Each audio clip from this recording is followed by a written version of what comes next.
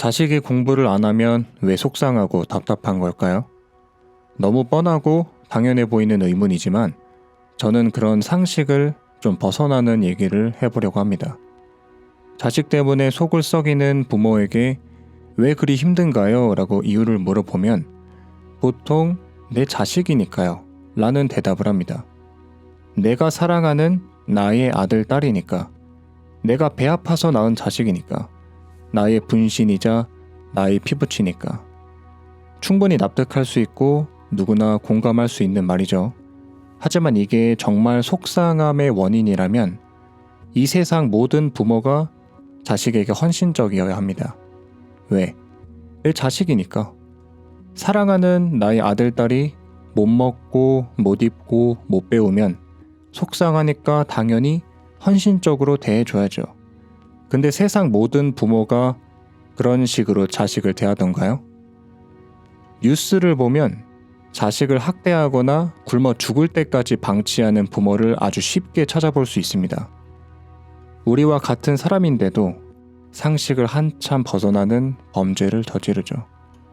그들의 그런 행동이 보통 사람과는 괴리가 워낙 크다 보니까 그걸 보고 이상하다 생각하는 사람은 거의 없지만 잘 들여다보면 뭔가 이상해요. 그러한 부모도 우리와 같은 사람이고 자기 배 아파서 낳은 자식이고 세상에 하나뿐인 피부친데 그런 내 자식이 죽든 말든 전혀 상관을 안 해요. 왜 그럴까요? 사람은 저마다 아끼는 물건이 하나씩 있습니다. 핸드폰이나 명품 지갑, 옷, 자가용, 메달이나 트로피 등등. 그런 물건을 갖고 있으면 행복하고 기분이 좋아지죠. 하지만 그 물건에 흠집이 나거나 고장이 나면 속상하고 우울해집니다. 잃어버리기라도 하는 날엔 하루 종일 기분이 좋지 않죠. 여러분이 자식에게 느끼는 속상함도 이와 다를 게 없습니다. 여러분은 자식에게 내 새끼, 내 피부치, 내 분신과 같은 이름을 붙여서 그들을 여러분 자신과 동일시합니다. 그리고는 자식이 아파할 때 함께 고통스러워하죠. 왜? 여러분의 일부인 그들을 통해서 행복해지려고 했기 때문에. 여러분의 일부인 그들을 이용해서 행복해지려고 했기 때문에. 자녀가 세상의 빛을 보던 날 느꼈던 행복은 나의 아이가 눈앞에 나타나서 일어난 게 아닙니다.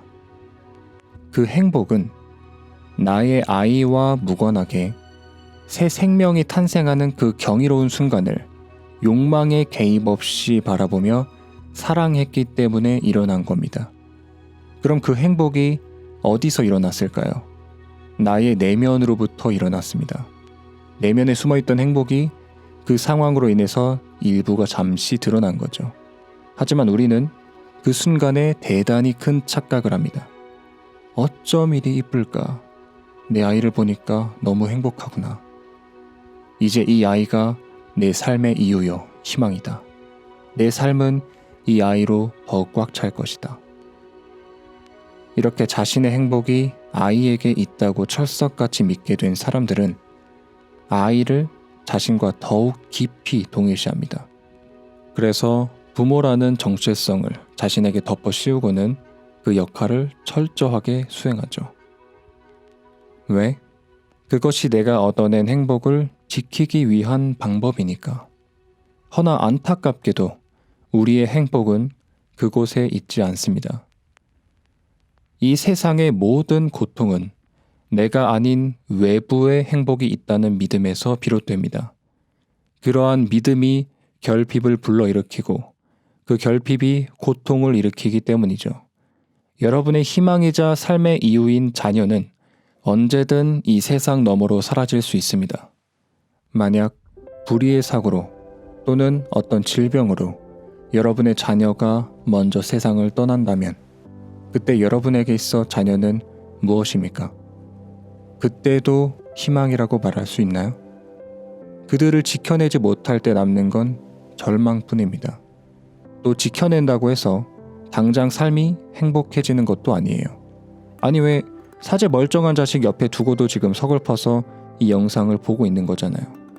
그들이 여러분의 행복이라면 그 존재만으로도 지금 행복하셔야죠. 근데 힘들잖아요, 지금.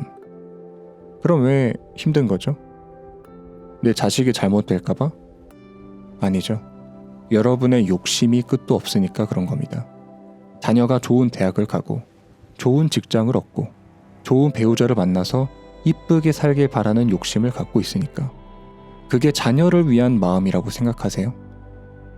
사실 그거는 오직 여러분 자신을 위한 마음입니다. 착각하시면 안 돼요. 그들이 잘 되는 게 곧 여러분의 행복이기 때문에 자녀의 미래를 걱정하는 거지, 순수하게 자녀를 사랑하는 마음에서 그렇게 마음을 쓰는 게 아닙니다. 그게 정말 순수했다면 걱정을 하거나 마음을 쓰진 않았을 거예요. 왜냐하면 그런 고통은 그들을 통해 행복해지려는 욕망의 결핍에서 일어나기 때문에.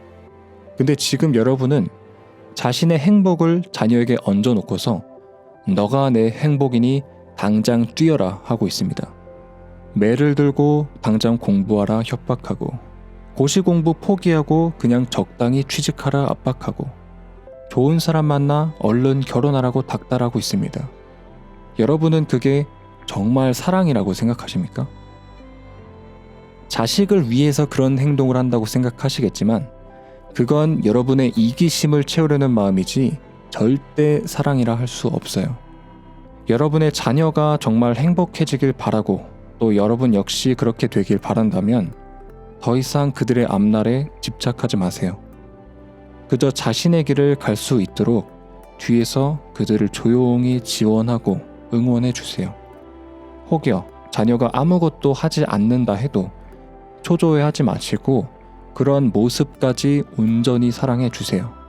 만약 그 초조함을 못 이겨서 또는 내가 개입하는 게 자식에게 더 좋을 거란 생각이 들어서 그들을 바꾸려 들면 반드시 불행해질 겁니다. 여러분과 여러분 자녀 모두가. 그러니까 이제 마음을 편안하게 하세요. 행복해지기 위해서 그보다 더 좋은 방법은 없습니다. 그리고 지금부터는 자녀에게서 행복을 찾던 마음을 제거하셔야 합니다. 여러분은 지금까지 자녀를 여러분의 정체성으로 만들어서 그들을 통해서 여러분은 완전해지려고 했을 겁니다. 명상에서는 이런 마음을 두고 외부의 대상을 통해서 자신을 완전하게 만들려는 욕망으로 정의합니다. 나 자신만으로는 충분하지 않고 행복할 수 없다고 생각하니까 외부의 어떤 존재를 자신의 일부로 만들어서 그 존재를 통해 자신의 완전함을 추구하는 거죠. 그래서 이런 마음은 너가 있어야만 내가 완전하고 행복해진다. 그렇지 않으면 난 불완전하고 고통스러워진다. 라는 느낌으로 알아차릴 수 있습니다. 만약 여러분에게 그런 마음이 있다는 걸 알아차리게 된다면 마음을 계속 붙들려고 하지 마시고 놓아주세요. 그것이 진정한 행복으로 가는 지름길입니다. 그리고 그것이 여러분의 자녀에게 가장 좋은 길이 될 것입니다. 오늘은 여기까지 할게요. 도움이 되셨다면 아래 구독과 좋아요 그리고 알림 설정 부탁드리고요. 저는 지금까지 내면의 목소리였습니다. 시청해주셔서 감사합니다.